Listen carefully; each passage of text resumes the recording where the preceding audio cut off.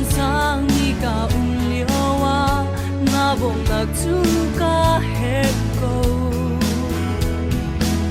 swal na ruangi ngai chat niao chana ziam chia hoi dot ngai thele mai le tan rua di kho rua har tik le lung re thei ka twar liawa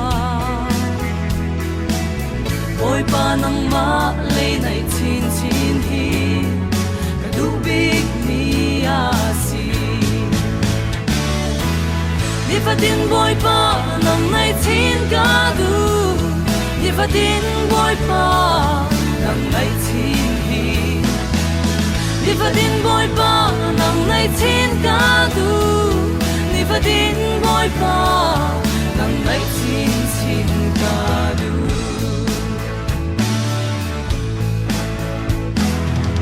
lom nag le ni kan phan ton tha rao le tho chua nag zong vô le long nag ro sung rua chen le kanon le ai puan big zong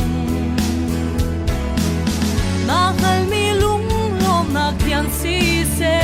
nang ma kan nek chin na ka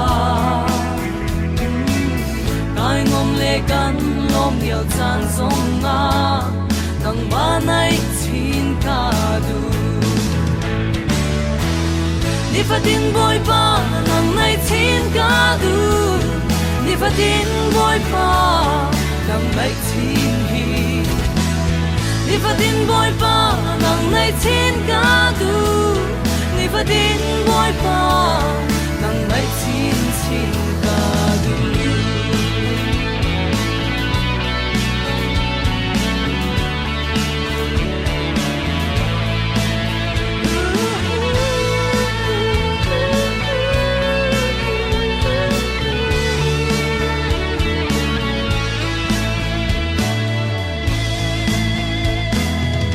mai le cha a tin khwa ka rua ton lom nak tam tin nei du in ka rua nak chu min mei bang a jiam lung dong nak ni a ka je ngai chia van sang ni kong liawa a ka shuai tua hi bia lung thi du de ngei na kin nang ma nai chin ka du ni fa tin boy pa nang nai chin ka du ni fa tin boy pa nang nai chin hi ni fa tin boy pa nang nai chin ka du ni fa tin boy pa